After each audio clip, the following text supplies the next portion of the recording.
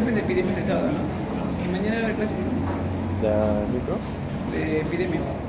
Supongo que sí. O no, no sé la verdad. Porque dicen que íbamos a hacer examen porque es práctico. Ay, pero si no hay esa Yo forma. lo había puesto antes.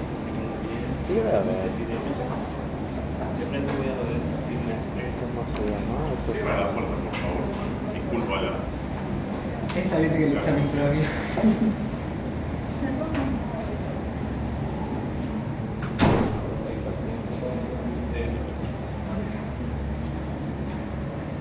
Buenas noches, profesor, doctor y compañeros. Hoy le voy a hablar acerca de lo que es la Yersinia interpolítica.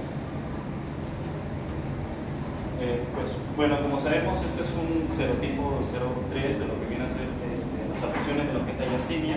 Pues básicamente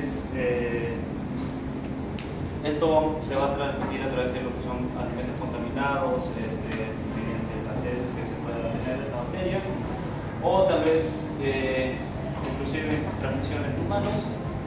Generalmente es una gran negativa con forma de un bacilo que lo que va a causar es una enfermedad zoonótica que es la yersionosis, ¿no?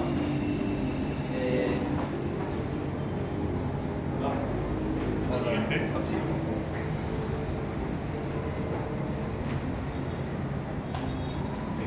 Para hablar de ello, en los factores de virulencia, básicamente lo que codifica esta bacteria son los plátidos PYV, que básicamente contienen estos factores de virulencia esenciales, pues codifican lo que son adhesinas como la YAT-A, lo que son el sistema de secreción tipo 3, que van a ser fundamentales para que esta bacteria pueda tener una progresión y pasar las patogenicidades, ¿no?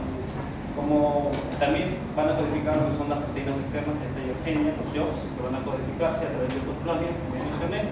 Tenemos, por ejemplo, lo que es el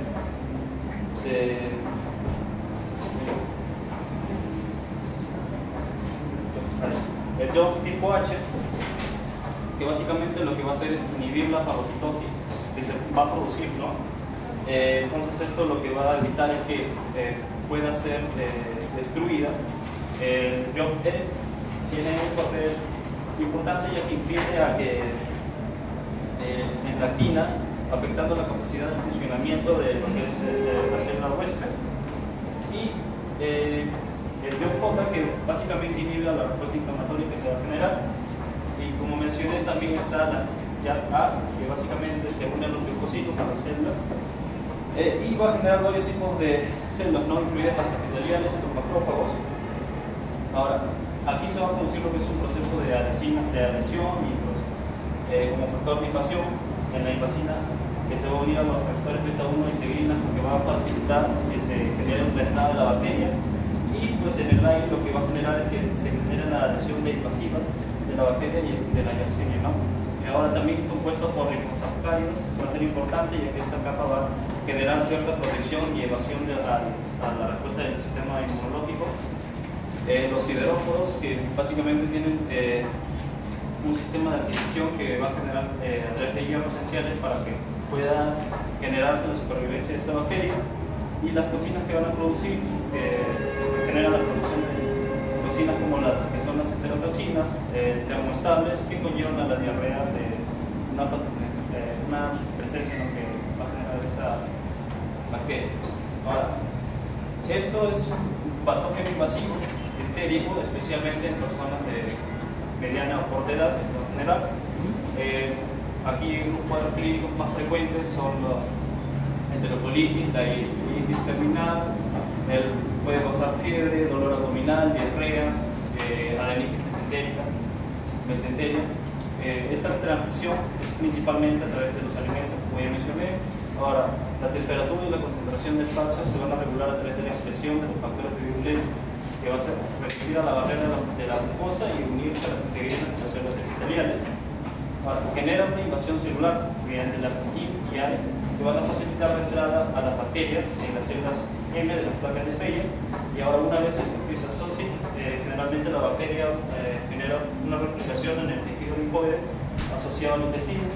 En lo que es la evasión a la respuesta inmune, básicamente las proteínas YOP H y E van a inhibir la fagocitosis, ¿no? Realizando la señalización proinflamatoria y producir las citoquinas.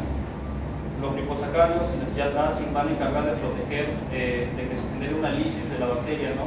Esto como medida de protección ante la fagocitosis como respuesta del sistema inmunitario. Y ahora va a generar lo que es una inducción a la inflamación. Esta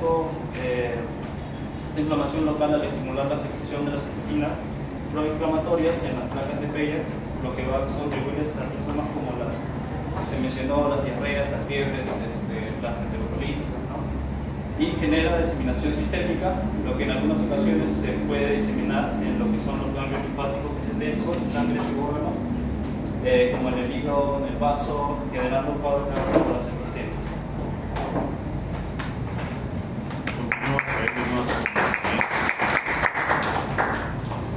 riquezas y para que termine eso.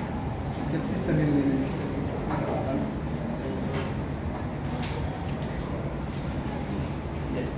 Para la riqueza, esto también es una gran negativa, una bacteria gran negativa, básicamente transmitida por lo que son vectores. Pues en este caso, hablando de lo que es la riqueza es generalmente por garrapatas. Estas garrapatas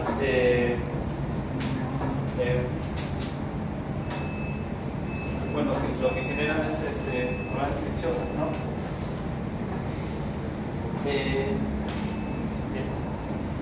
Generalmente, en lo que es factores de virulencia, básicamente vamos a encontrar las proteínas que son las OMP-A y las OMP-B, que básicamente son proteínas de membrana externa, que lo que va a facilitar es a la adhesión de esta bacteria y generar también una invasión a nivel de las células del huésped, que se unen a lo que es el receptor Cu70. Entonces esto va a desencadenar lo que es una endocitosis. Ahora, lo importante es que tienen paredes de liposacáridos, que básicamente estos son componentes de la pared celular bacteriana que va a evitar la fagocitosis, ¿no? Generan protección y también es un componente importante para que se dé la adherencia de esta bacteria. Ahí me confundí, tiene una capa externa, ¿no? Esta capa externa ya lo podemos incluir con lo que son los componentes de los liposacáridos que básicamente generan la protección. Y pues las enzimas importantes de esta bacteria van a ser la fosfolipasa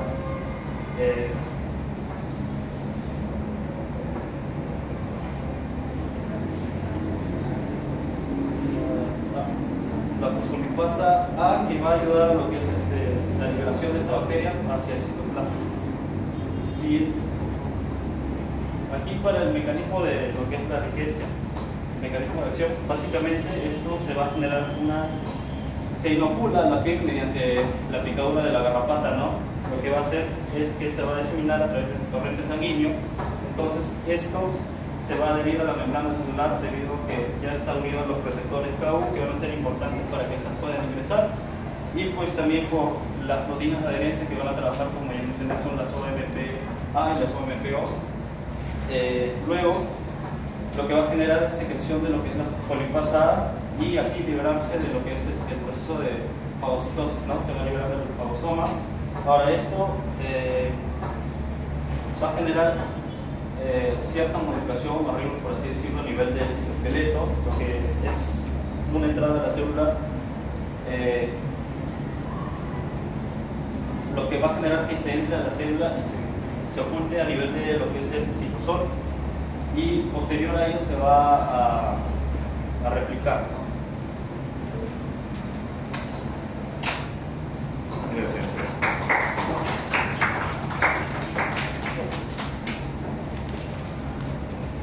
Legionel.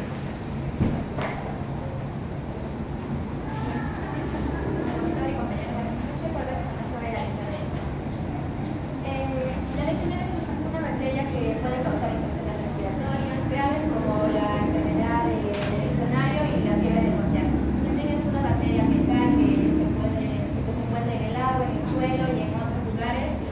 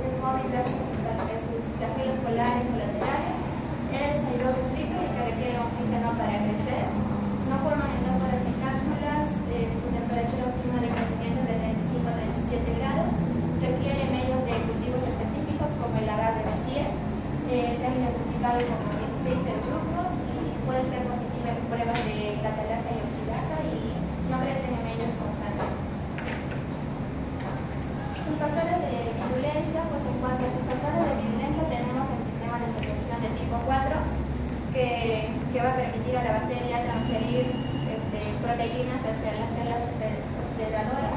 También tenemos la presencia de las proteínas para manejar el estrés de la célula y también para ayudar a la adherencia de las células y también para invadirlas. Tenemos la inhibición de la apoptosis y también los tipos sacáridos, tipos polisacáridos, que van a ayudar a la bacteria a sobrevivir dentro de las células hospedadoras.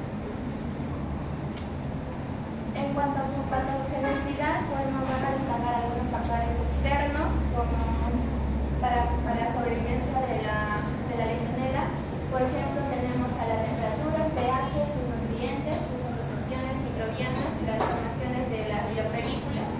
Esto se va a dar en el desarrollo como en ciclos de agua, en caliente, fría, en susceptores de refrigeración, en condensadores de evaporación, en duchas, en humidificadores y en fuentes ornamentales. Esto se va a transmitir mediante inhalación de aerosoles, aspiración y aplicaciones directas.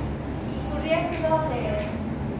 alto de riesgo va a ser en personas susceptibles, en niños de presión, lactantes, en personas que toman glucocorticoides, edad avanzada, el tabaquismo, el alcoholismo y también las personas intubadas. Bueno, cuando una persona se va a contagiar de esta bacteria, lo primero que va a hacer la bacteria es que va a llegar a los pulmones por expiración o por inhalación directa y se van a adherirse a la mucosa respiratoria. En esta adhesión pues, va a estar mediada por la bilibacteriana de tipo 4, por las proteínas de choque térmico y también por las proteínas externas principales. Los macrófagos y los neutrófilos se van a reclutar en el sitio infectado y los macrófagos alveolares van a fagocitar la legionela mediante un mecanismo de arrollamiento, mediante que la legionela va a evadir la muerte intracelular al inhibir la fusión del fagosoma y lisosoma y el organismo se va a replicarse intracelularmente. Gracias.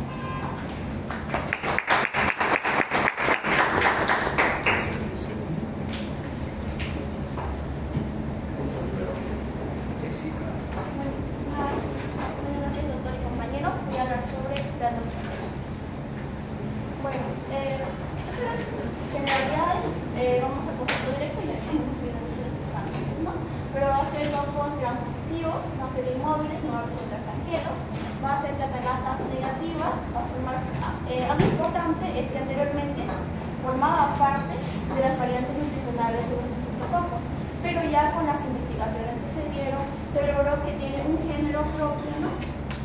Y que tiene específicos, ¿no? Que contiene G. adyacens, G. elegans y G. balaenotetrae, ¿no? Ahora, y igual también presente la imagen, ¿no? De cómo se llegó al reconocimiento de que la Nulicatela era un género menor. También tiene requerimientos nutricionales muy específicos y de eso también va a depender su reconocimiento en el laboratorio y vamos a ver que va a ser también un factor de virulencia muy importante, ¿no? De necesidades de clorhidrato de piridosona, que es una venta de terminales, si no me equivoco, ¿no? Y para empezar a irnos a un fenómeno característico llamado satellitismo, que vamos a comentarlo después, ¿no?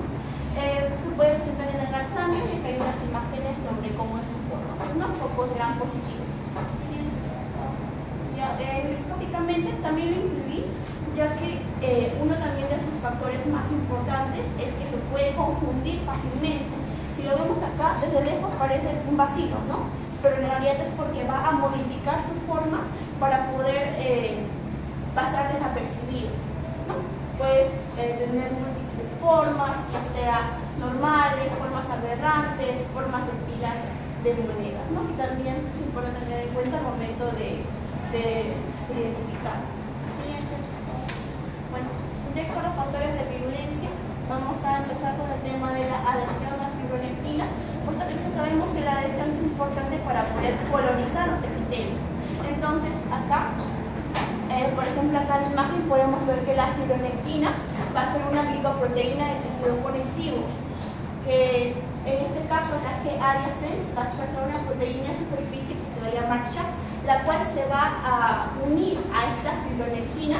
De esta manera se va a facilitar la adhesión, ¿no? Y mayormente en válvulas cardíacas y de esta manera contribuyendo al desarrollo de endocarditis infecciosa. Ahora, requerimiento nutricional. A partir del requerimiento nutricional, este también se va a presentar, por así decirlo, la forma que va a tener. Si, por ejemplo, no tienen, por ejemplo, ese tipo esta cantidad de requerimiento nutricional, va a tomar otra forma. Entonces, genera dificultad de diagnóstico y tratamiento. Va a tener variabilidad morfológica y adaptación estructural, como ya mencioné, también para poder confundir diagnósticos, ya que va a cambiar su morfología según la disponibilidad de los requerimientos nutricionales que tiene. Ahora, ya como mencioné anteriormente, las paredes se pueden volver anómalas, ¿no?, o engrosadas, y esto es una forma de evasión del sistema inmune y también su supervivencia en diversos ambientes. Ahora, importante también sobre la producción de enzimas líquicas, y hasta que van a ayudar a la actividad bacteriológica, ya que puede inhibir el crecimiento de otras bacterias, para de esta manera colonizar, ¿no?, y por así decirlo, sobresalir en los nichos que existen, ¿no?, y esto a través de liberación de enzimas proteolíticas. También tiene vesículas extracelulares, las cuales van a tener proteínas asociadas a violencia que se denominan moonlighting. Estas van a ser citocinas proinflamatorias. Entonces sabemos que esto va a generar daño celular, ¿no? Contribuyen a la inflamación y a la patogenicidad. Tenemos acá las interleuquinas, ¿no?, que pueden generar. También tiene producción de pigmento, que esto más es un poquito ya como, para así decirlo, una defensa al sistema inmune, y también para que pueda sobrevivir a condiciones quizás de pH ácido o alta temperatura. Pues no, pero es simplemente un pigmento rojo rosado, ubicado en la pared celular. ¿Sí? Bueno, los mecanismos de patogenicidad, quiero también enfocarme en el tema del saprimitismo. Acá podemos ver que en el agar sangre, la granulita tela va a crecer rodeando a otra bacteria. Esto quiere decir que, ¿no?, va a utilizar los nutrientes, va a tener dependencia de nutrientes en otras bacterias, pues, ¿no? Por eso es que tiene así esa ubicación. Entonces, como que estos va a permitir liberar los factores necesarios para su desarrollo. Con respecto a la capacidad de adhesión y colonización, ya lo mencioné, a través de la proteína Cha, ¿no?, en los componentes del tejido conectivo, y también la inducción a la respuesta inflamatoria, que posteriormente causa daño tisular en el hueso, ¿no? Y un resumen que dice, pues, ¿no?, que puede generar infecciones graves como la endocarditis infecciosa, y pese a que está nuestro microbiota, puede ser un patógeno oportunista, ¿no? Eso es.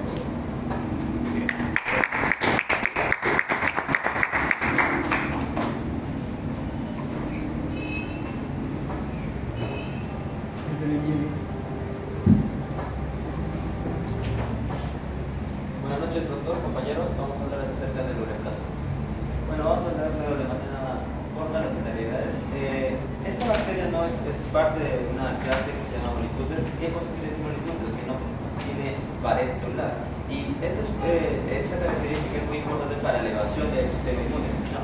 También tenemos que el genoma es pequeño, de 0.2 a 0.3 micrómetros.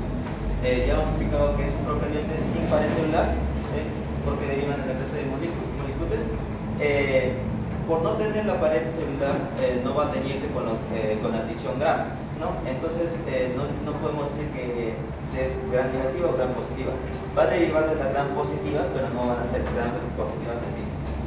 Tenemos varios subtipos, ¿no?, de ureaplasma, como vemos en la imagen. Tenemos uno que ureaplasma para cat, y tenemos otros más que afectan a los animales, pero lo principal es lo que nos interesa a nosotros es los patógenos para los humanos, ¿no?, que son dos, que es el ureaplasma parvum y el ureaplasma urealítico. El urealítico es el que más casos tiene a comparación del parvum.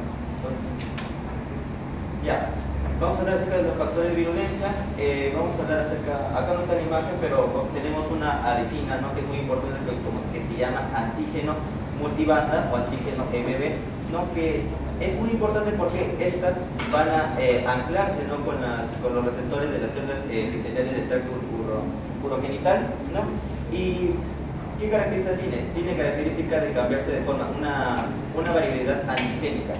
Y por esa característica el sistema inmune no lo puede detectar. ¿Por qué? Porque tiene la característica de cambiarse de la forma ligera, y por eso el sistema inmune no lo puede, al momento que lo detecta, cambia de forma y va a ser complicado para el sistema inmune. Pasa. Otra característica es que va a formar biopelículas, ¿no? Esta bacteria va a ser muy al anclarse, ¿no? Va a comenzar a generar comunidades, ¿no? Estas comunidades se llaman biopelículas, ¿no? Lo cual va a formar biopelículas, va a resistir, va a aumentar la resistencia ante antibióticos, y también eso va a dificultar aún más todavía con la eliminación por el sistema inmune. Contribuye a la presencia del organismo y a la inflamación crónica, que vamos a ver más adelante todavía cómo es este proceso. Vamos a hablar acerca de la ureasa, ¿no? Que es otro factor importante, que es una enzima. ¿Qué cosa hace la ureasa? La ureasa va a hidrolizar, ¿no? La urea, ¿no? ¿En qué? En dos partes, en amoníaco principalmente y en dióxido de carbono. El amoníaco aquí es fundamental. ¿Por qué? Porque de ahí va a desencadenar los tipos de procesos inflamatorios. Primero, el medio alcalino, ¿no? El pH va a aumentar, lo cual va a provocar que haya cálculos urinarios, ¿no? También va a provocar que una reacción, el amoníaco va a ser citotóxico, ¿no? a las células epiteliales, lo cual va a provocar un proceso inflamatorio, ¿no? Al dañarse las células epiteliales, los macrófagos van a ir a responder, al atacar, ¿no? Y liberando el tumor, el factor de necrosis tumoral alfa. También tenemos otras sustancias proinflamatorias, que serían la interleucina 1 beta, la interleucina 6 y la interleucina 8, que van a aumentar todavía los procesos inflamatorios, ¿no? Tenemos acá las fosfolipasas A, C y las proteasas contra la inmunoglobulina A. Bueno, en pocas palabras, las fosfolipasas y las proteasas van a deshacerse, o van a, digamos, romper los fosfolípidos y las proteínas de la membrana de las células epiteliales, lo cual va a provocar que entren con mayor facilidad a la célula y se disemine, ¿no? O se vaya a otras partes de otros tejidos, ¿no? En las fosfolipasas A, y C, su principal es que van a generar prostaglandinas, y la proteasa inmunoglobulina, como dice, va a destruir la inmunoglobulina de la mucosa. Y bueno, vamos a hablar acerca ya de la mecanismo de patogenicidad. Como ya mencioné, acá tenemos, primero va a colonizar las mucosas genitourinarias, va a haber una adherencia a las células epiteliales. ¿Por qué? Por el antígeno multibanda principalmente, y se van a comenzar a multiplicar y formar biopelículas, ¿no? El segundo, va a haber producción de factores tóxicos. Obviamente la bacteria va con la ureasa, como ya dije, va a hidrolizar y va a generar amoníaco. El amoníaco va a dañar las células epiteliales. Al dañarlas, va a generar una respuesta por parte de los macrófagos. Va a generar que estos macrófagos manden sustancias proinflamatorias, ¿no? Y también aparecen las fosfolipasas A1, A2 y C, y las proteasas, como ya mencioné, van a hacer que que faciliten aún más su invasión al célula epitelial. Y por último tenemos cómo es su evasión al sistema inmunológico. Bueno, el sistema, como ya dije, hay una variabilidad antigénica en el antígeno EBV o multibanda. Cambia su superficie para que no sean reconocidos por el sistema inmune, y esto va a dificultar que el sistema inmune lo detecte, permitiéndole que permanezca en el cuerpo y genere más infecciones crónicas. Y otra cosa, la pared, al no tener pared, el ureaplasma va a poder cambiarse de forma y tamaño. Esto va a provocar que, por tal razón, por tal motivo, el sistema inmune no le detecte también. ¿Sí? Gracias.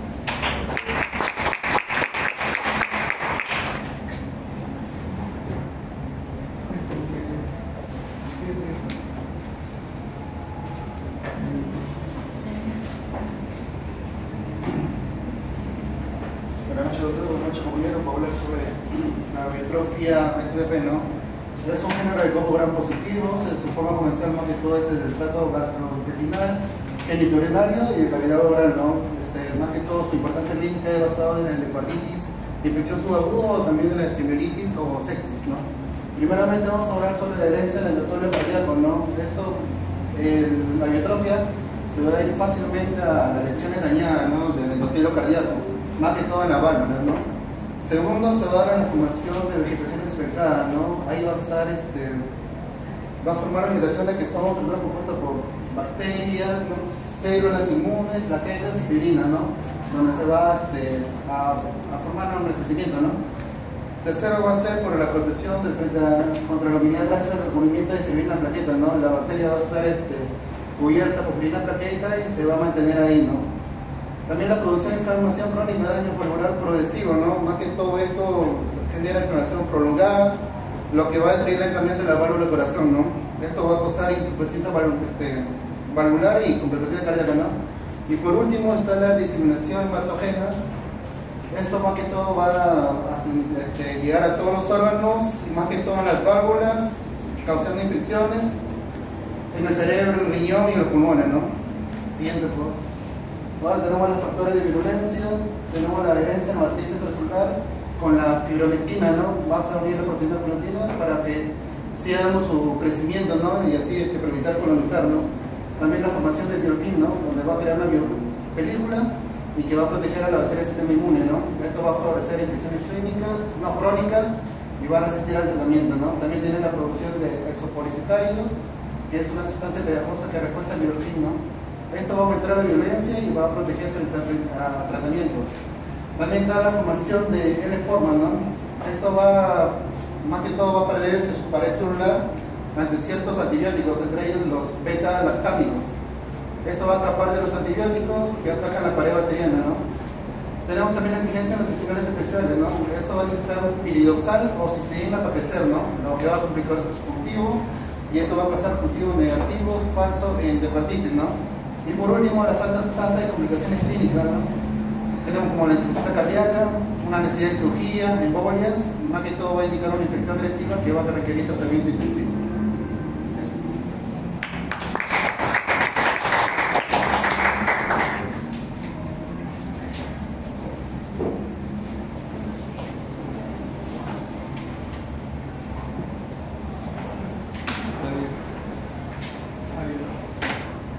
Ahora vamos a hablar sobre los modelos ejemplares.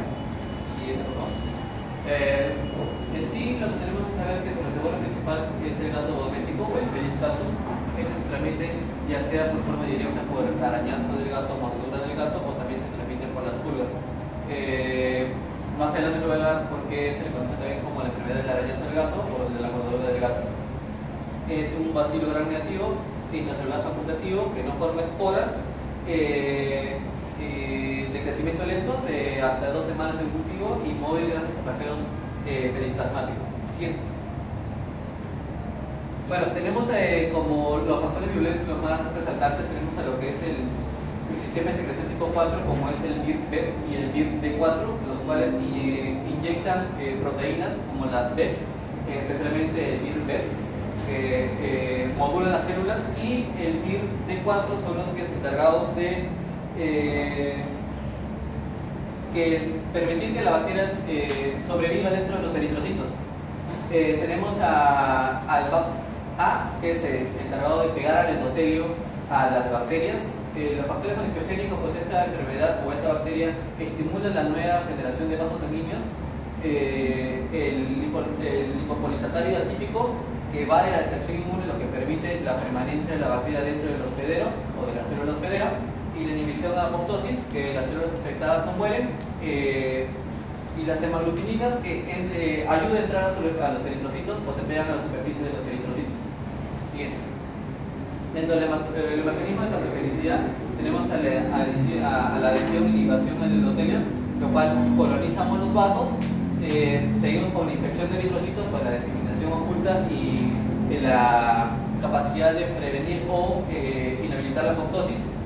La inyección de BEPs, gracias al BIRP, especialmente al BIRP, que modula las funciones celulares y esto también modula a que las células no causen o no sean apoptóticas, y por último inducen angiogénesis, formación de lesiones vasculares y nuevos vasos sanguíneos, la elevación del sistema inmune innato por parte del glucoresistolario atípico, lo cual en esta parte se inhibe la apoptosis. Básicamente esta bacteria, pues, su mecanismo principal es la evasión de la apoptosis y la duración por más tiempo en la célula hospedera. Dentro de las enfermedades asociadas tenemos las enfermedades por arañazo de gato, que son adenopatías regionales dolorosas, fiebre, malestar general, lesiones papulosas en el sitio de entrada, como la imagen número 1, la angiomatosis basilar, la proliferación de vasos sanguíneos en la piel o órganos internos, frecuentes básicamente en pacientes inmunosuprimidos o inmunocompetentes como los VIH o SIDA. Y por último, la endocarditis bacteriana, subaguda en válvulas nativas o prostésicas, frecuente en pacientes con antecedentes cardíacos. Gracias.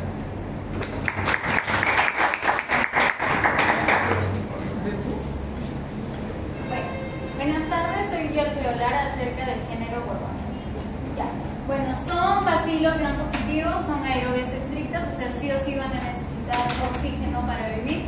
Son de crecimiento lento, también son ligeramente ácido alcohol resistente, esto debido a que en su pared celular tienen ácidos glicólicos. No tienen flagelos y tampoco forman esporas.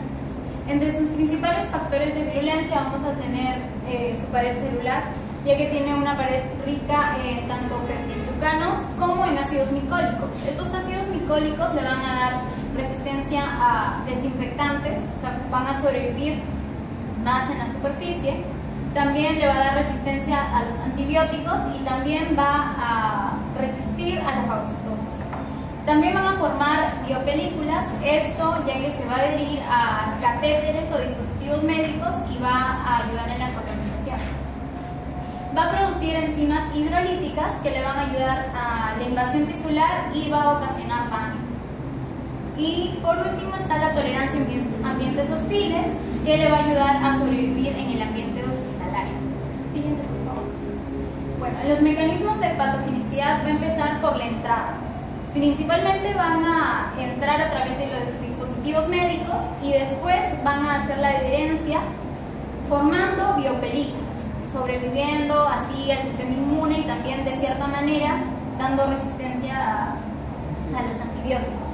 Luego va a evadir la respuesta inmune, porque como lo mencionamos, gracias a sus ácidos micólicos va a resistir la fagocitosis y también le va a ayudar a la supervivencia intracelular.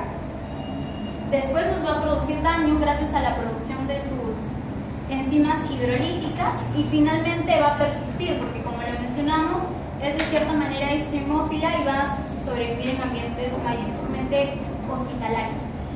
Algo a mencionar es que es oportunismo, o sea, solo produce enfermedad en pacientes inmunocomprometidos o con dispositivos médicos. Gracias.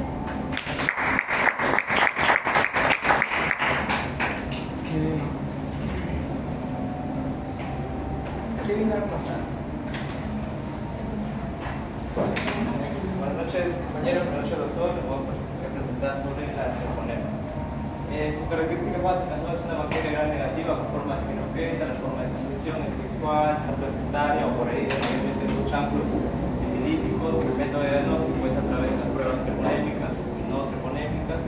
Los diferentes tipos que hay son las treponemas pertoene, endemicum, caretemo, mayor prevalencia en África, Asia y parte de Latinoamérica, y específicamente en lugares donde no hay una buena práctica. Así que es fácil, podría decir. El tratamiento es la penicilina y los disciplinas de transmisión son adeptos a la penicilina. Las enfermedades más comunes, la sífilis, el vejez y la pinta. Siguiente diapositiva. Entre sus factores de virulencia hay que destacar en primera instancia que como dije es una bacteria gram negativa. Además tiene los endoflagelos que se encuentran en el espacio periplasmático, que le permiten moverse como una especie de sacacorcho, como una especie de taladro. Entre otras, las más importantes son las proteínas de membrana que tienen, pero hay una que es muy interesante, que viene a ser la proteína TPRK, que le va a dar la característica de poder, es un antígeno, pero a la vez tiene la característica de poder cambiar su composición y de esa manera hacerla irreconocible para que pueda nuestro sistema sistema inmune poder detectarla, ¿no? Y poder eliminarla, ¿no? Esa es la parte complicada y por qué se mantiene constante con el tiempo. Otra de los factores de virulencia es que tiene poca cantidad de proteínas en su membrana externa, ¿no? Tiene inclusive, no expresa el lipopolisacárido y por ende no es reconocido, ¿no? Por los diferentes receptores de patrones, que pueden ser los TOL, ¿no? Etc. Siguiente diapositiva. Bueno, su mecanismo de patogenicidad a través de las proteínas de membrana que tienen sus adhesinas, como dije, esta puede ingresar ya sea por contacto sexual, sus heridas, puede unirse a la matriz o a las células endoteliales por las proteínas de membrana que tiene, las TPR0155, TPR0136. Y una vez ahí, a través de los endoflagelos que tiene, esto va a diseminarse, pero no al interior, sino en el espacio entre célula y célula. Y una vez ahí empieza a dividirse, pero esto tiene un tiempo de 30 a 33 horas por fusión binaria, que podría parecer que no, o sea, que eso la hace como que menos detectable, y además de ello, ¿no? Como dije al inicio, no tiene muchas proteínas en la membrana para poder que nuestros receptores de patrones puedan reconocerla, ¿no? Entonces eso lo hace un poco irreconocible, y además sumado a ello que tiene la proteína TPRK, que siempre está en constante cambio, dificulta el tema de poder reconocerla. Ahora, una vez que se encuentren en esta zona, lo que va a ocurrir es que va a haber una filtración de monocitos, de linfocitos, que van a generar una especie de isquemia en la zona, en el tejido, ¿no? Una hiperplasia en los vasos sanguíneos, generando, ¿no? Una isquemia, genera una necrosis, y la necrosis puede generar lo que podemos observar ahí, una especie de chancros sifilíticos, que es lo que encontramos en la sífilis primaria, y si esto no se empieza el tratamiento, pasamos a la sífilis secundaria, donde van a haber presiones de condilomas planos en los miembros superiores, en las manos, y si esto se sigue avanzando a una sífilis terciaria, va a poder comprometer a órganos como el sistema nervioso central, el tema del corazón, y se hace más difícil, ¿no? Pero el tratamiento es penicilina, y en pocas palabras acá, si se podría resumir, el efecto, en pocas palabras, de treponema, que es la enfermedad de la sífilis, no es netamente la habilidad que tiene para generar daño, sino genera una especie de reacción propia del cuerpo exacerbada que va a generar los propios daños. Y bueno, eso sería todo.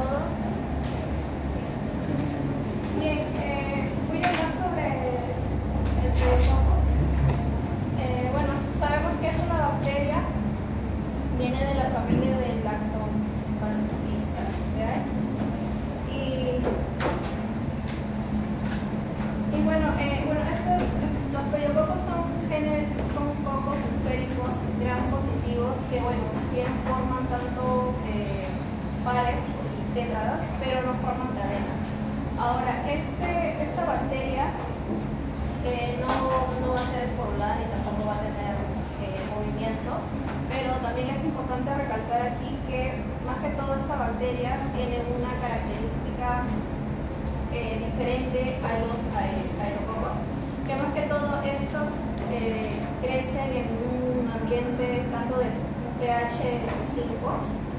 Se dice que estos son anaerobios facultativos con catalasa negativa, pero según algunos estudios en donde he podido leer más información sobre estas bacterias, dice que en algunas cepas se presentan, por ejemplo, actividades con pseudocatalasa. Ahora, para añadir información tanto a su concepto, es que estas bacterias son de ácido láctico, en lo cual también se va a encontrar en un entorno vegetal junto con los lactobacilos. También vamos a encontrarla esta bacteria, por ejemplo, en lo que se puede decir alimentos procesados de fermentación vegetal, tanto como por ejemplo la cerveza, la sidra, también las podemos encontrar en el queso, en carnes y embutidos crudos, por así decirlo. Ahora, siguiente.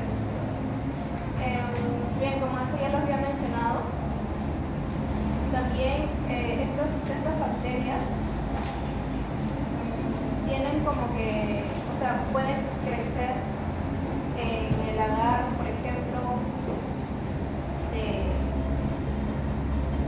estas bacterias tienen, por ejemplo, actualmente 2 especies, pero estas 2 especies, más que todo, son diferentes. Son diferentes, ¿por qué? Porque tienen características fenotípicamente que no son iguales, como por ejemplo su temperatura de crecimiento, también, por ejemplo, su pH y también la fermentación de carbohidratos. Ahora, los medios para el crecimiento de esta bacteria también tienen que ver con son casi similares más que todo con los lactobacilos. Por ejemplo, para su alimentación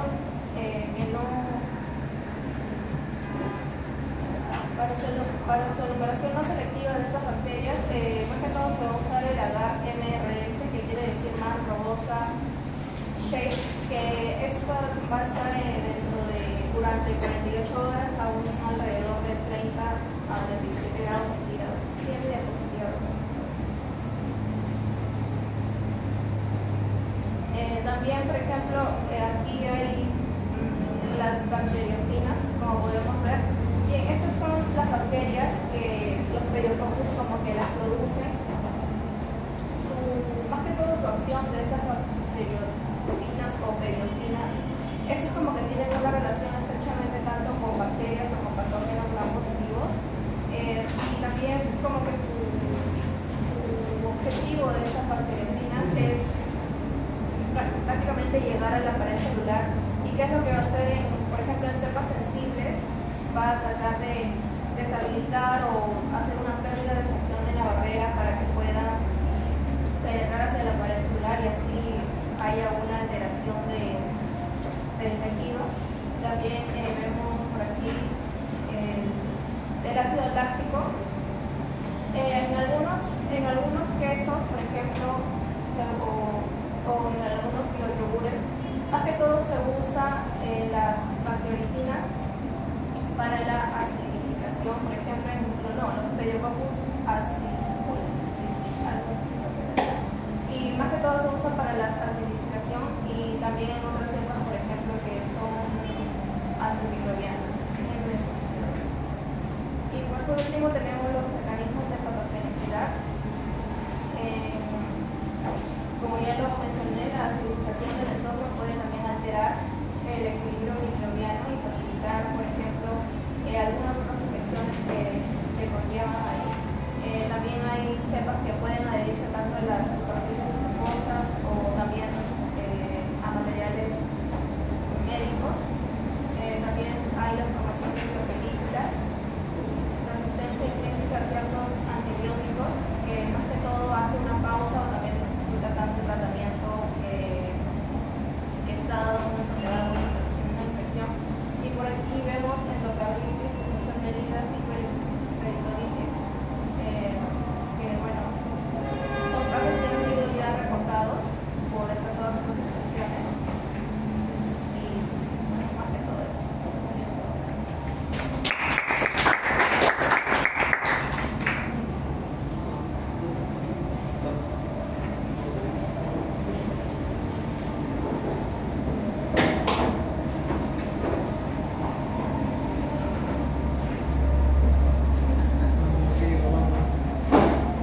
Buenas noches con todos. Siguiente dato. Bueno, ahora les hablaré acerca de la Rickettsia protozooide, ¿no? Esta es una bacteria intracelular obligatoria. ¿Por qué? Porque esta va a depender de ciertas células para poder reproducirse y crecer, ¿no? Esta es una bacteria gram negativa de forma lactobacilo, ¿no? Y es una aerobio estricto, ¿no? Es decir, que requiere sí o sí del oxígeno para poder realizar su metabolismo. Su reservorio principal viene a ser el ser humano, ¿no? Sin embargo, se ha visto, por ejemplo, en Estados Unidos en algunos animales como las ardillas. Y para poder ingresarlos al cuerpo humano requiere de un vector, en este caso pues del piojo presente en el ser humano. Dentro de sus factores de virulencia podemos mencionar la capacidad que tiene para poder introducirse dentro de esta célula, ya que no solamente va a requerir de esta célula para poder crecer, sino que también de esta forma va a poder evadir lo que es la respuesta inmunitaria, ¿no? En cuanto al escape de fagosoma, quiere decir que estas bacterias van a producir enzimas como la fosfolipasa tipo D, ¿no? A través de esta enzima lo que va a hacer la bacteria es liberarse del fagosoma en el cual va a ser capturado, ¿no? Asimismo, pues presenta lo que es el lipopolisacárido, ¿no? Que es una membrana externa pues, de la bacteria, el cual le va a permitir evadir lo que es el sistema inmunitario, ¿no? Y en cuanto al daño endotelial, esto más que todo quiere decir que esta bacteria va a tener proteínas para poder adherirse a las células endoteliales, ¿no? Como por ejemplo las proteínas OMP tipo A y tipo B, que estas se van a unir a unos receptores que se encuentran dentro de las células endoteliales, ¿no? Bien. En cuanto a su mecanismo de patogenicidad, entonces, ¿cómo va a ingresar esta bacteria al cuerpo humano, ¿no? Esto, como ya dije, va a necesitar de un vector que viene a ser el piojo, ¿no? El piojo, pues, va a picar a la persona y esta, pues, se va a rascar, ¿no? Entonces va a generar microlesiones, ¿no? Al generar microlesiones, pues, va a romper la primera barrera que es la primera línea de defensa, ¿no? De esta forma, pues, el piojo lo que va a hacer es depositar residuos fecales, ¿no? Y de esa forma va a ingresar al tejido esta bacteria, ¿no? Y de esa forma, a través de sus proteínas de adhesión, como ya mencioné, de la OMP tipo A y tipo B, pues va a adherirse a lo que viene a ser las células endoteliales, y asimismo también se ha demostrado que tiene mayor afinidad por este tipo de células. Una vez que ha ingresado, pues estas células va a ser fagocitada, ¿no? Una fagocitosis inducida. Pero ya dentro del fagosoma, esta bacteria lo que va a hacer es destruir la membrana del fagosoma a través de sus enzimas fosfolipasas tipo D. Entonces, al romperla, el fagosoma pues, va a caer dentro del citoplasma de esta célula y de esa forma pues, se va a replicar, ¿no? Llegando a generar pues, una lisis celular, ¿no? Y causando lo que viene a ser la vasculitis pues, del cuerpo humano, ¿no? Sí. Listo, ya es todo. Gracias.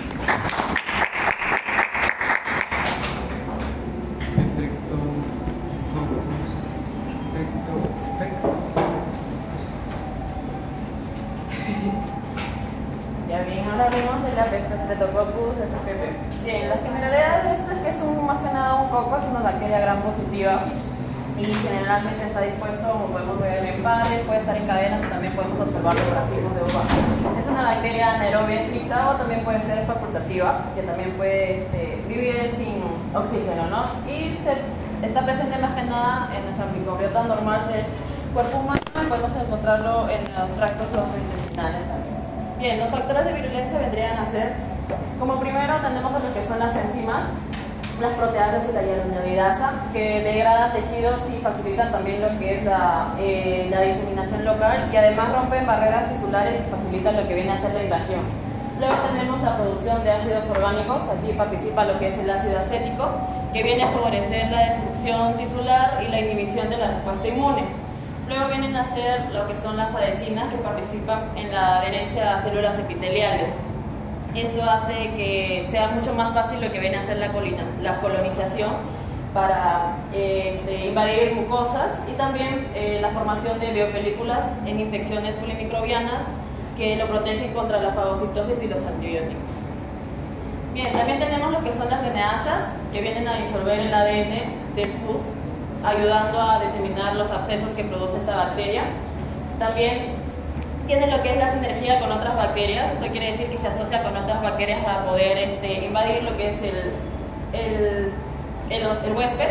Y además estas bacterias aerobias que vienen a consumir lo que es el oxígeno, obviamente generan condiciones ideales en conjunto con estas bacterias anaerobias para poder favorecer el crecimiento. Y por último, la resistencia a algunos antibióticos, como vienen a ser la penicilina, la clindamicina y el metronidazol, que son mecanismos que le permiten evitar más que nada la fagocitosis y también actúa en conjunto con otras bacterias para persistir en ambientes más que nada con oxígeno, sin oxígeno y para destruir abscesos donde la penetración antibiótica es limitada. Bien, su mecanismo de patogeneidad de esta, como primera instancia tenemos lo que es la adhesión y la evasión. Aquí se dañan los tejidos mediante las adhesinas como factor de virulencia y tiene interacciones fisicoquímicas con componentes celulares. Además, prospera en ambientes con poco o nulo oxígeno, como ya sabemos, lo que le permite colonizar sitios mucho más profundos. Luego viene lo que es la invasión. Aquí produce más de esos factores de virulencia como la hialuronidasa, las proteasas, las linaasas y los ácidos orgánicos como el ácido acético, y también gases que contribuyen a la necrosis tisular, o sea, el daño tisular y la expansión del absceso de esta bacteria. Luego se producen los abscesos y la necrosis. Aquí más que nada viene a ser la destrucción de este tejido que ya está dañado. Específicamente se forman los abscesos llenos mucho más de pus y se produce la necrosis de los tejidos afectados. Y por último, obviamente se produce lo que viene a ser la invasión, que termina en una inflamación, que esto prospera más que nada en ambientes sin oxígeno y dificulta la fagocitosis. Y los productos metabólicos vienen a ser los ácidos grasos y esto también lo que viene a traer son los neutrófilos, que más que nada como respuesta inmune, pero al tener este tipo de su biopelícula hace que esto no lleve a cabo no se lleve a cabo la respuesta inmune que realizan los neutrófilos y evita que se pueda, hace que se escape para que no evitar la fagocitosis.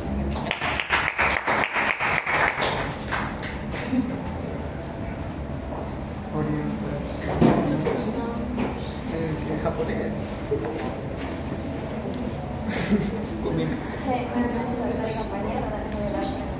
Bueno, una pequeña introducción sería que son una bacteria negativa, familia de las Lichenidae. Son intracelular obligadas, lo que quiere decir de que para sobrevivir necesitan de las células de inmune. Provocan la enfermedad de tipo de hematoidales y es transmitida por el virus. Y además están presentes zonas rurales del sudeste asiático y el Pacífico. Bien, por favor. Bien, con los factores de violencia, estas van a utilizar la proteína de esas condiciones para poder adherirse a huésped y además gracias a su alta variabilidad génica va a poder evadir el sistema inmune. También va a utilizar las proteínas SCA-A y SCA-C para el mismo proceso, lo cual va a destacar la importancia de la edición. Luego, al replicarse dentro del sistema celular, va a evadir a las defensas del organismo y va a inducir también a una respuesta inflamatoria alta mediante el factor de necrosis tumoral alfa y la interleucina 1 beta. Siguiente, por favor.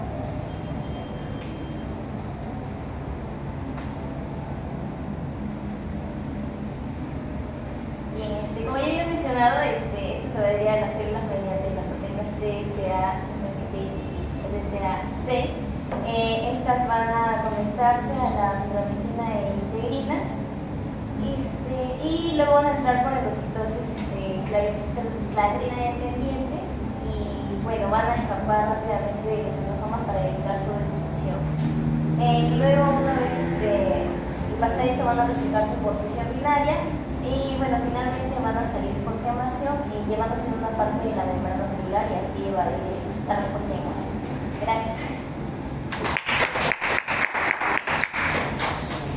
Hubiera terminado con gracias en japonés y quedaba tranquilo.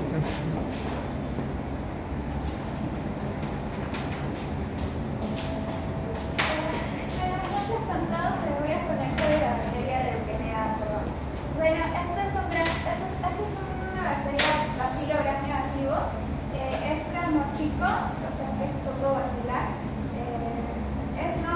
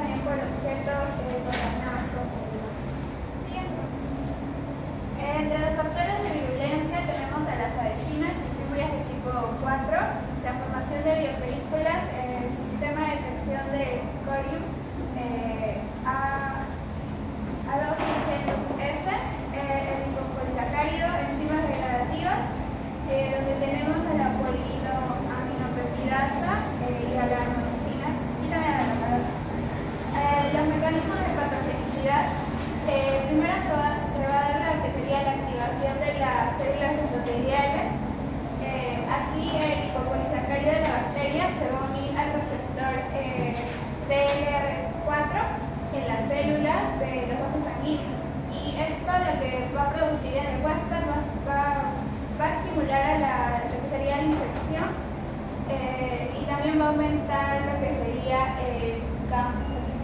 Lo que también esto va a ayudar a que los monocitos se adhieran y se genere dando daño vascular. Como segundo tenemos a la formación de biopelículas. Aquí, gracias a lo que sería la lectina, la bacteria se va a unir a otra y las células humanas y a las células se va a formar lo que sería la biopelícula, lo que sería la estructura protectora. Como tercer mecanismo tenemos la recombinación genética mediada por el plásmido. Aquí la bacteria va a usar genes del plásmido para cambiar su genoma. Esto va a mejorar el genoma eso va a mejorar la capacidad para adherirse a la célula y va a destruir a los glóbulos rojos. Como cuarto mecanismo tenemos a la inactividad del autotutor. Aquí la bacteria va a producir una enzima que va a destruir a la AIL2, que es una molécula que se usa en las bacterias para comunicarse.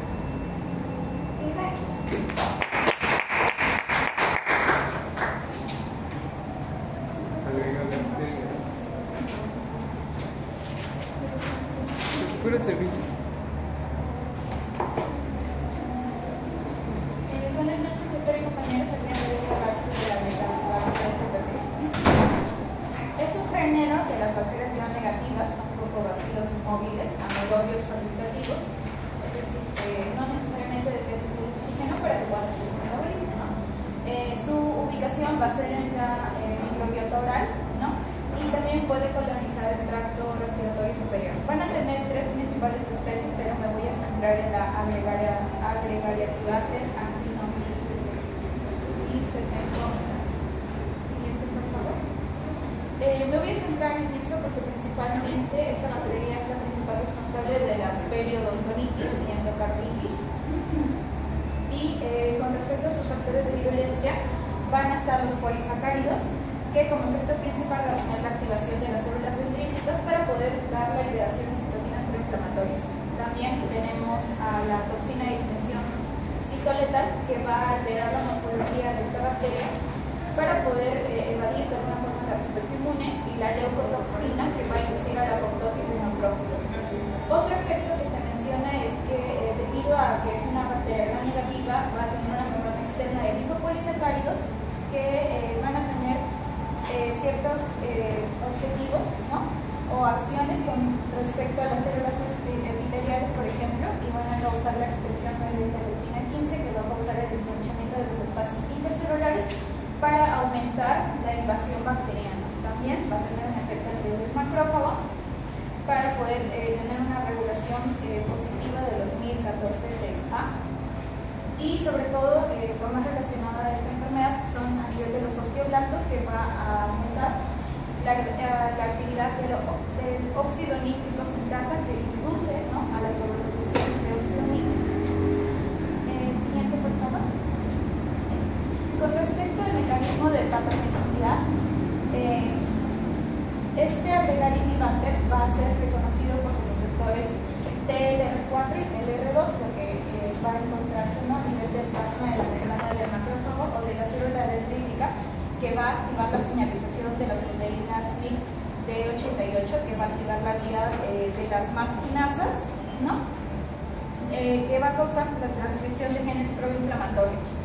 Esto va a causar que se secrete o se forme una prointerleucina 1-beta, que se va a encontrar, que va a permitir que la célula inmunitaria del macrófago, la célula dendrítica, se encuentre lista para poder atacar, pero aún en una forma inactiva. ¿Qué más? Por otro lado, siguiendo con esta ruta, va a existir esta bacteria en altas concentraciones, la leucotoxina A, las cuales se menciona que puede causar una lisis de algunas células, como unas células inmunitarias como las polimorfonucleares, ¿no?, los basófilos, eosinófilos, neutrófilos, los linfocitos T y B y los macrófagos. También esta leucotoxina A va a interactuar con el LFA1, que si mal no recuerdo era una integrina de la bacteria, causando la liberación de ATP que va a activar a este canal P2X7R, que también va a tener que ver con la salida de potasio, que va a causar la formación del complejo de inflamosoma y la activación de las caspasas 1. Y por lo tanto se va a dar la salida de las interleuquinas 18 y las interleuquinas 1-beta. Siguiente, por favor. Bueno, estos son recordados, ¿no? La leucotoxina interactúa con el LFA1, que es una interlina de la membrana de esta bacteria, va a permitir que la procaspasa se active en caspasa 1, permitiendo la activación de las interleuquinas 1-beta. Esto va a permitir la secreción de esta interleuquina 1-beta, que se une nuevamente a su receptor, lo que va a causar en nuestro cuerpo una inflamación intensa, la atracción de más células inmunes, no la quimiotaxis de los neutrófilos, la activación de los osteoclastos, de la reabsorción ósea y daño tisular, causando finalmente la periodontitis. Gracias. Bien, preciso. ¿Te dejó el celular? Yo la agarro si no lo sale. Buenas noches, doctor y compañeros. Yo voy a hablar sobre la ericemelotrix cruzamanera. Las características generales: es un bacilo gran positivo de forma de bastón, no es esporulado, es inmóvil, anaerobio facultativo, y su tamaño es de 0.2 a 0.4 micras de diámetro por 0.8 a 5 micras de longitud. En el mecanismo de patogenicidad, su adherencia e invasión. Esta va a usar adhesinas para unirse a las células del hospedador, en este caso el endotelio y los fibroblastos. También puede invadir las células no fagocíticas y replicarse intracelularmente, ayudando a evadir la respuesta inmune. Luego de adherirse, va a utilizar mecanismos activos para inducir así su internalización, y una vez dentro va a poder sobrevivir y replicarse intracelularmente. Ahora, la replicación intracelular. Esta bacteria puede replicarse dentro de las células fagocíticas como los macrófagos, y esto le va a permitir escapar del sistema inmune, sobrevivir dentro del cuerpo por más tiempo y causar infecciones persistentes o sistémicas. También evade la fagocitosis. Esta bacteria evade obviamente la fagocitosis gracias a su cápsula polisacárida, su resistencia intracelular y las adhesinas, lo que le va a permitir persistir y diseminarse en el hospedador. Ahora, sus factores de virulencia. Una de ellas sería la neuraminidasa. Esta enzima clave va a degradar el ácido ciánico en las superficies celulares, va a facilitar su adherencia a células endoteliales y la diseminación de los tejidos. También va a contribuir a la formación de trombos y lesiones vasculares. Ahora, su cápsula. Esta va a actuar como una barrera protectora que impide la fagocitosis por parte de las células inmunes. Además, va a interferir con la activación del sistema de complemento, lo que va a ayudar a la bacteria a evadir la respuesta inmune del hospedador, favoreciendo su persistencia y virulencia.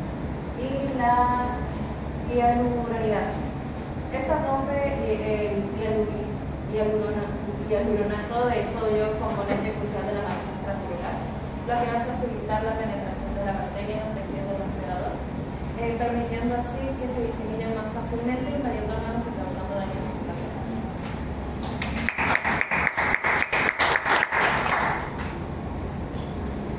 Dios mío, ¿qué lo vas a hacer?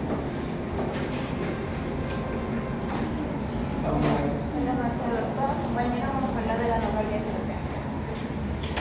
Bien, esta es una bacteria gram positiva aeróbicas estrictas, filamentosas y ramificadas, que presentan líneas similares a hongos ramificados en ángulo recto, ¿no?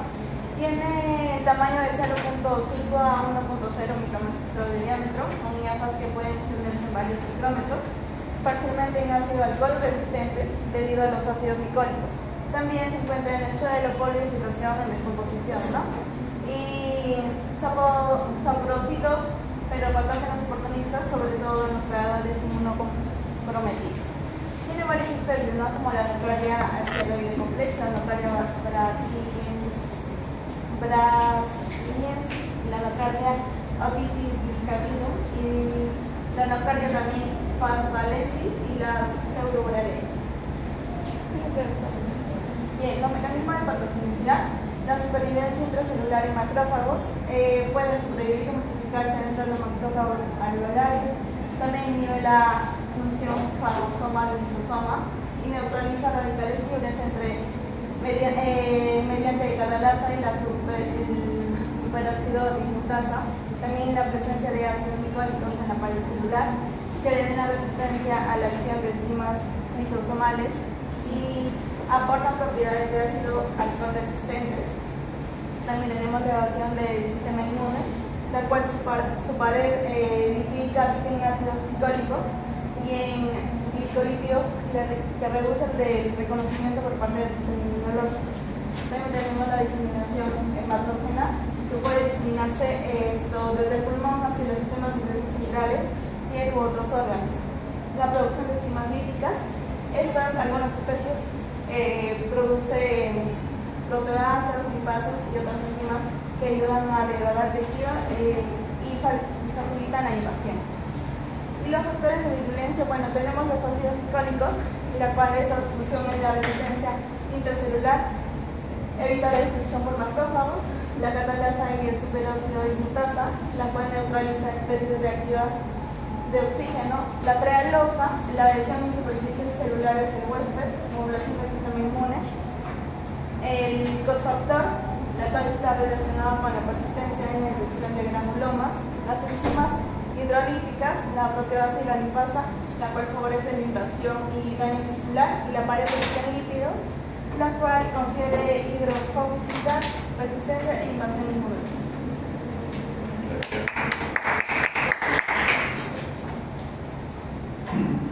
Doctores que no están ahí, que están...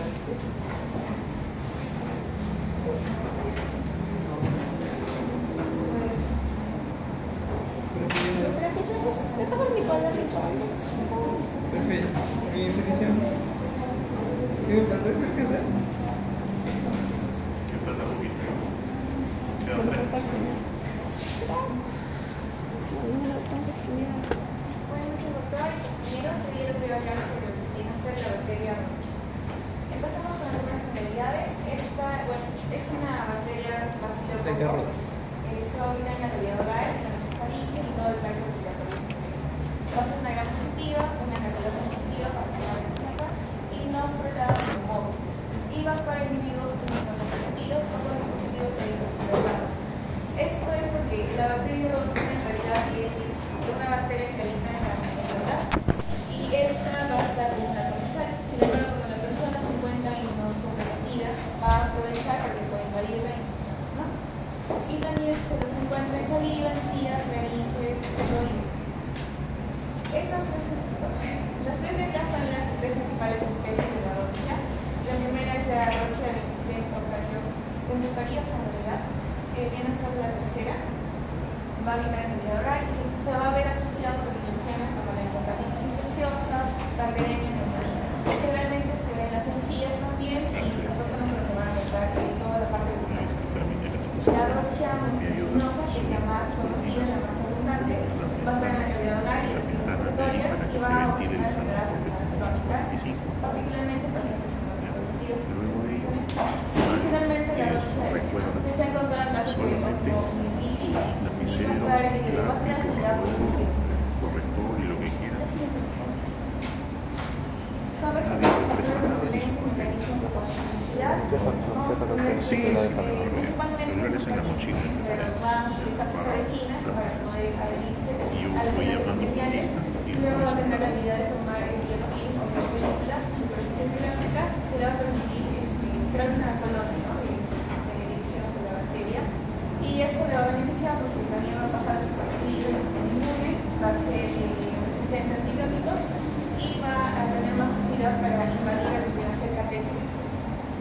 Tenemos la producción de escleróforos, mayormente producida por otra vez por la rocha musculosa y va a haber el secuestro de hierro, que esto va a permitir que esta pueda sobrevivir. Y la activación estimula la producción de citocina inflamatoria, el control de la posición alfa y contribuye a la respuesta inflamatoria. En la parte de mecanismos son los pasos típicamente relacionados con la violencia, se va a adherir a las células epiteliales, va a formar el biofilm o biopelícula, secuestro de nutrientes que también va a ayudar a poder tener un mejor desarrollo, luego va a ser el sistema inmune, la inflamación local y la persistencia del resto, que va después llevar a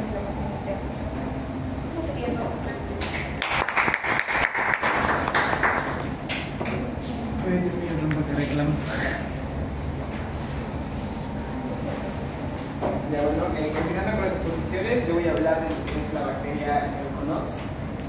Si bien es cierto, eso es un grupo de bacterias, pero vamos a hablar de las tres más importantes para la clínica. Y bueno, de las tres son las mesenteroides, la lactis y las pseudomesenteroides.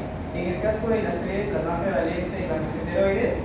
Como pueden observar, es una bacteria gram positiva, es una bacteria coco y es una bacteria anaeróbica facultativa. Esta bacteria usualmente va a ser una bacteria comensal, se va a encontrar en la microbiota intestinal, pero va a atacar a pacientes inmunosuprimidos, pacientes que estén con hospitalización crónica o que hayan tomado o que estén con una terapia de antibióticos de alto espectro, por eso alemán.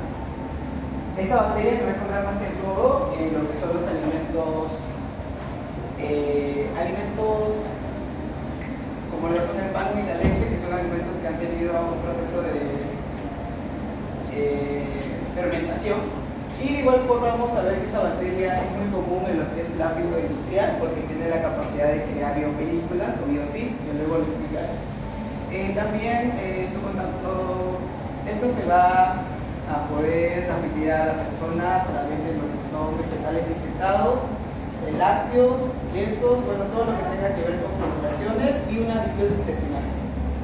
De igual forma es una bacteria que usualmente en las personas normales, o bueno, personas que no tienen el sistema suprimido, no genera nada, es únicamente comensal, pero en personas inmunosuprimidas sí puede generar. Tenemos los factores de virulencia, tenemos lo que es la formación de biopelículas, aquí tenemos lo que son las fases de la formación de biopelículas, en la cual las biopelículas van a formar adherencia a lo que son tanto a los metales como el acero inoxidable y también a los plásticos. La formación de biopelículas tiene adhesinas y en el caso de acá tenemos las fases, que es la adhesión, la expresión, la maduración y el exprimimiento. Esto de aquí, en el caso de la aplicación, vamos a ver que más externamente van a estar las bacterias aerófilas, las que tienen oxígeno, y más internamente las bacterias anaeróficas, o sea, las que no necesitan oxígeno. Esta bacteria va a colonizar y puede causar, en este caso, endocarditis, porque puede ingresar al endotelio del corazón, que es el endocardio, y va a generar, por ejemplo, endocarditis en pacientes que tengan valvulopatías. Ahora tenemos la producción de exopolisacáridos, que sería el más conocido, que es el dextro, que esto va a generar mayor adherencia. Y la resistencia intrínseca a la vancomicina, que en este caso es por algo característico de la bacteria, que en su beta-glucano, en vez de tener el D-lanina, va a tener el D-lactato y así va a tener resistencia a la vancomicina. Es por eso que es una infección oportunista, porque pacientes, por ejemplo, con VIH que se enferman de esto, al no poder tratarse porque tienen una resistencia a la vancomicina. De igual forma, esta bacteria va a producir bacteriocinas. O sea, ¿qué hace la bacteriocina? Van a hacer que otras bacterias no puedan proliferar y solo prolifere. Siguiente, por favor. Ahora tenemos lo que son los mecanismos de patogenicidad, que bueno, como ya sabemos, esta bacteria es muy simple porque no tiene factores de virulencias amplios, tiene algunos, y los mecanismos de patogenicidad más que todo son las infecciones oportunistas, que van a ser dadas incluso en el ámbito médico por el uso de catéteres, y más que todo en la parte industrial, lo que son por el biofilm. Tenemos la colonización de dispositivos médicos y bueno, la trocación intestinal, que aquí tenemos la imagen, es cuando hay una inflamación en la cual las bacterias van a poder ingresar al torrente sanguíneo y hacer una septicemia o una bacteremia, y también puede causar incluso lo que es peritonitis, endocarditis y infección generalizada. Gracias. Muy bien. Siempre bien expuesto. Terminamos contigo. Please. Buenas noches, profesor y compañeros. Bueno, solo ya me tocó poner sobre la troferima, pero en realidad me voy a dedicar a la troferima Whipple, ya que tiene mayor importancia clínica. Sus características más importantes es el ácido gram positivo, que es catarata negativa, oxidación negativa, intercelular, aerobio y móvil. Esto mayormente se contrae cuando nos encontramos en un lugar con agua contaminada o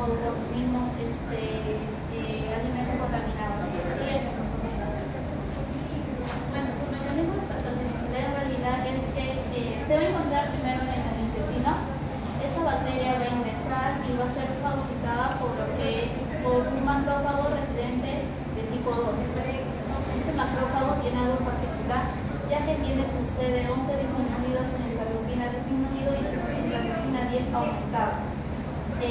Cuando ingresa la bacteria cuando es fagocitada por el macrófago, esta bacteria el macrófago aumenta lo que es, se activa su TIR-OBP y también su CL18. Esa sería la primera fase. En la segunda fase, el macrófago ocurre lo que es el reclutamiento del macrófago, ¿no? El CCL18, al estar aumentado, van a venir mucho más macrófagos y estos macrófagos también serán infectados por la misma célula. Luego va a ocurrir lo que es la apoptosis. Bueno, esto quiere decir que como la bacteria se va a encontrar en el interior del macrófago, va a aumentar tanto la interleukina 16 como la interleukina 1-beta y va a producir la apoptosis. Luego en la fase 4, que es la diseminación, va a ocurrir que como la bacteria en sí ya se va a encontrar libre, va a poder ir tanto a los vasos sanguíneos como a los vasos linfáticos o para poder infectar a otras áreas, ¿no? Bueno, sus factores de virulencia, como ya les mencioné, TIR-OBP y CCL18, que son moléculas de la bacteria que inducen a traer más macrófagos al sitio y luego serán infectados. También tenemos la inducción de la interleukina 10 y la TGF-beta, que estas son citoquinas más que todo inmunosupresoras, y la capacidad para inducir la apoptosis de células inmunes. Bueno, y esta bacteria en realidad produce la enfermedad de Ripley, que es cuando se puede observar en una vista histológica los macrófagos cargados con esta bacteria, ¿no? Y más que todo se van a acumular en lo que es la lámina propia del intestino delgado. En serio, todo. Gracias.